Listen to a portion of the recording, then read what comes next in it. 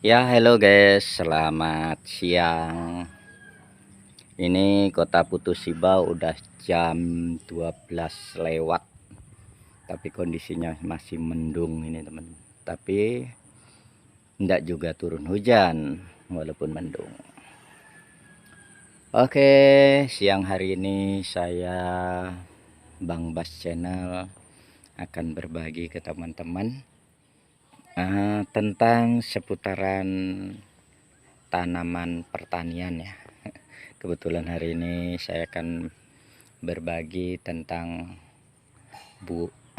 tanaman buah lengkeng ya. Oke, langsung saja. Ya, ini di hadapan kita. Jadi teman-teman, saya akan bercerita tentang buah lengkeng yang ada di hadapan kita ini. Bukan yang ini ya, kalau yang ini itu jeruk. Jeruk ini juga sudah berproduksi.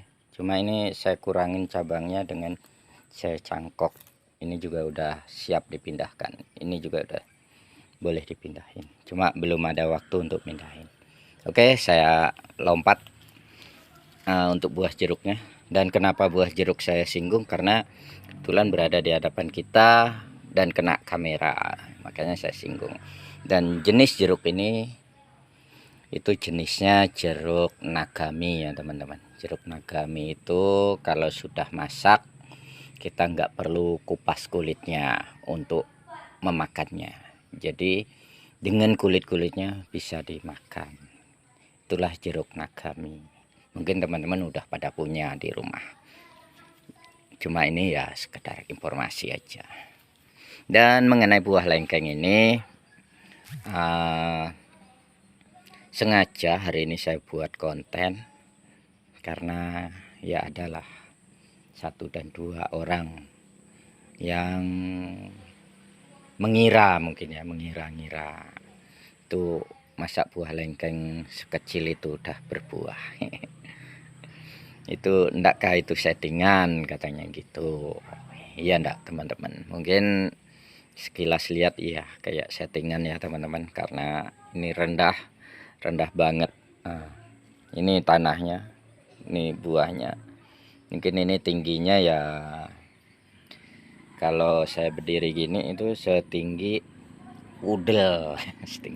Ya sekitar 80 cm lah teman-teman, 80 cm tingginya dari tanah.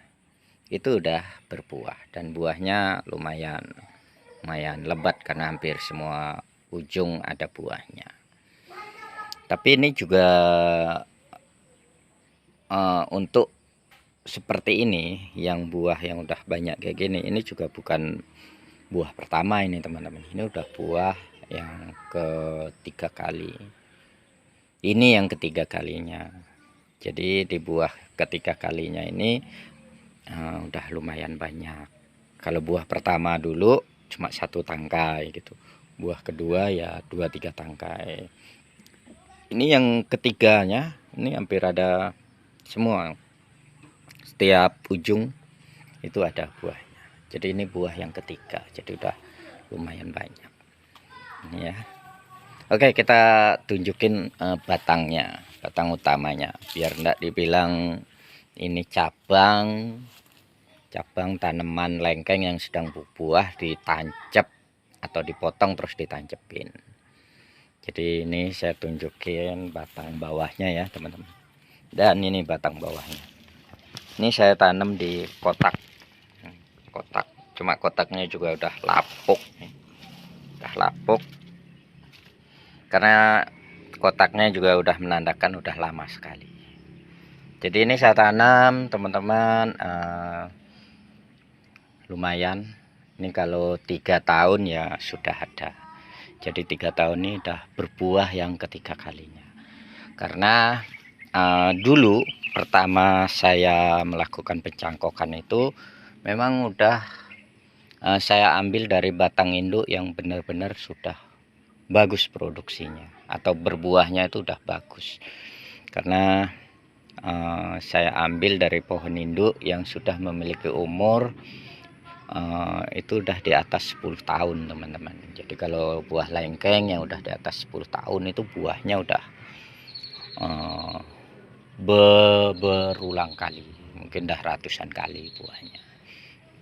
Jadi dari situlah awal mula saya ambil cabang untuk saya jadikan bibit.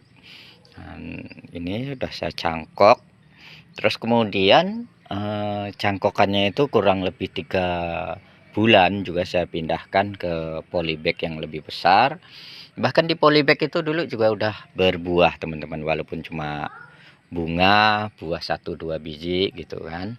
Tapi juga setiap musim induknya berbuah, cangkokan saya ini atau bibit yang lengkeng di hadapan kita ini juga ikut berbuah, walaupun cuma ya tadi berbunga secabang, lalu ada buahnya gini 1-2 buah.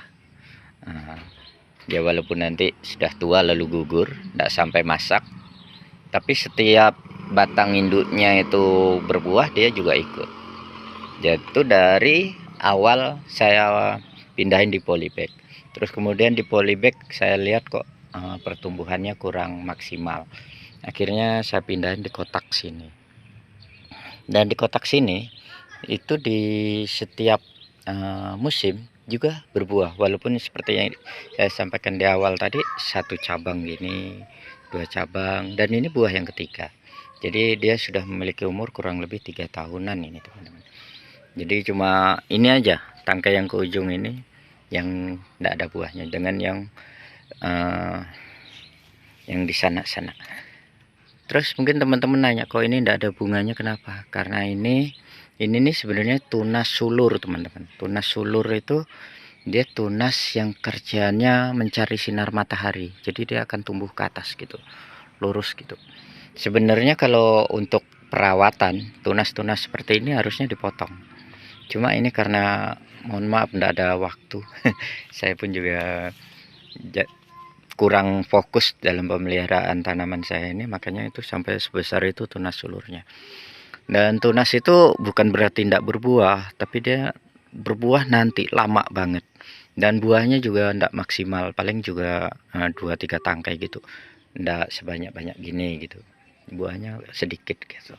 Sebenarnya emang harus dipotong, dan kalau tidak dipotong seperti ini itu bisa dijadikan bibit teman-teman.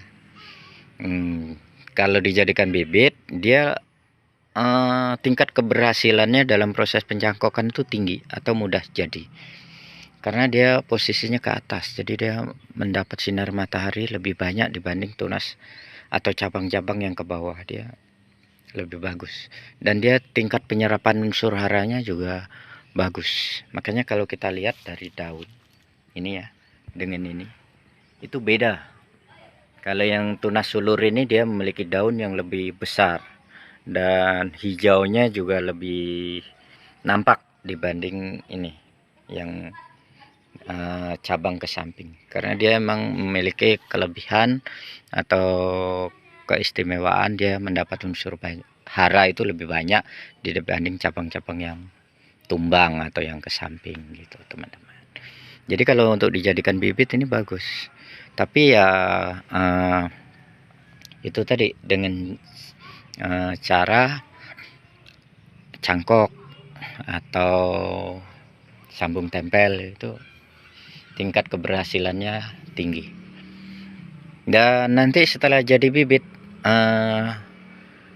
dia juga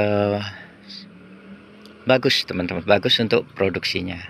Dia saya katakan tidak bagus buahnya ketika dia berada di cabang gini, tapi kalau sudah dijadikan bibit dia berubah, dia jadi bagus, karena dia nanti kan memiliki, kalau udah kita jadikan bibit terus kita tanam, otomatis kan ujungnya itu dipotong ya teman-teman, jadi akan ada cabang nyamping gini, jadi dia udah berubah namanya atau berubah statusnya dari tunas sulur menjadi batang yang siap produksi, bukan batang sulur lagi atau tunas sulur lagi namanya, tapi dah jadi batang utama.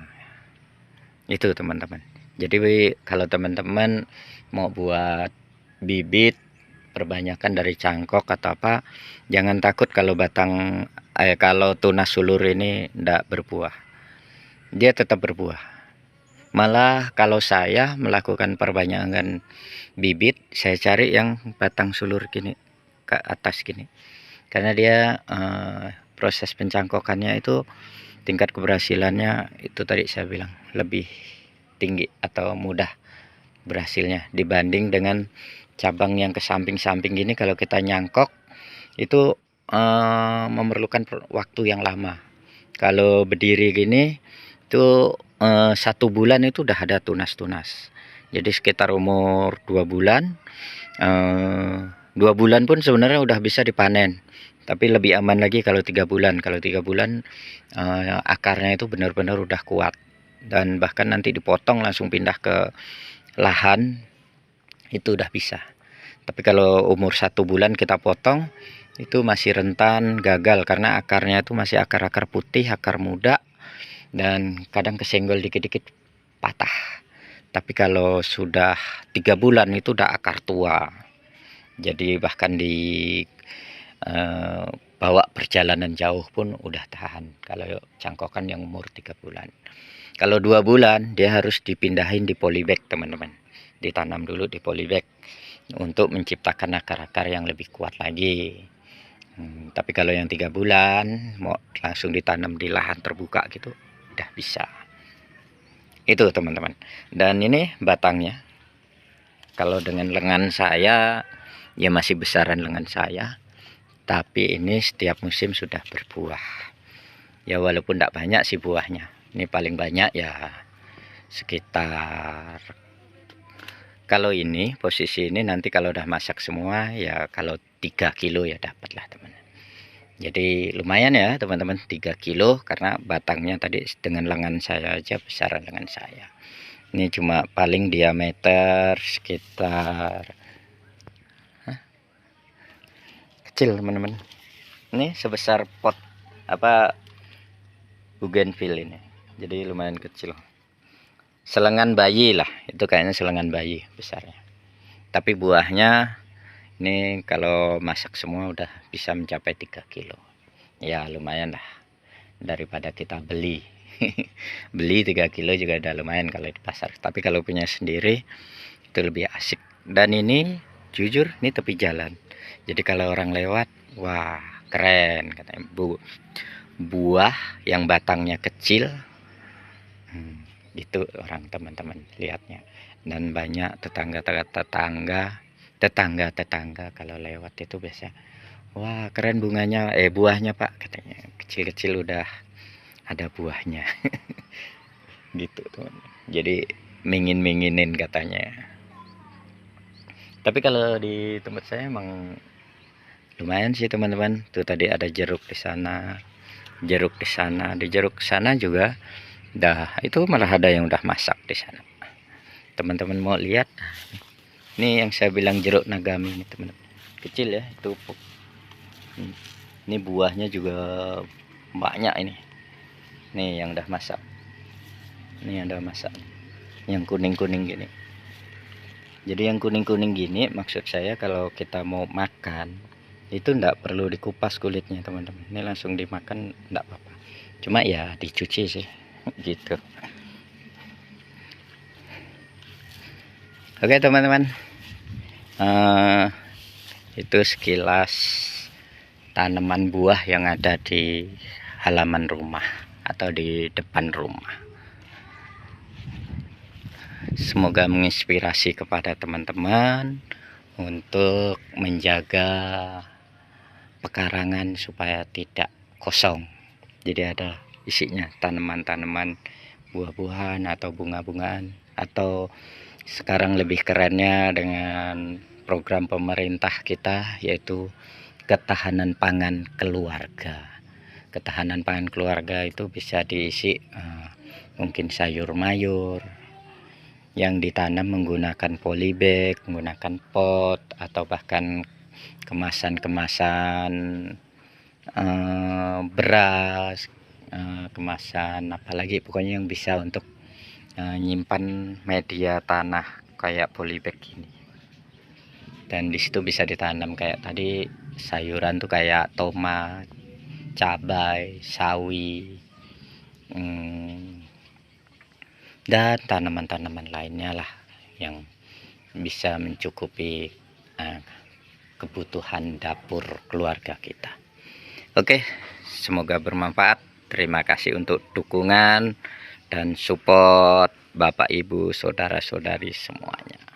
Sampai ketemu dengan Bang Bas Channel di video atau konten-konten selanjutnya. Sukses selalu.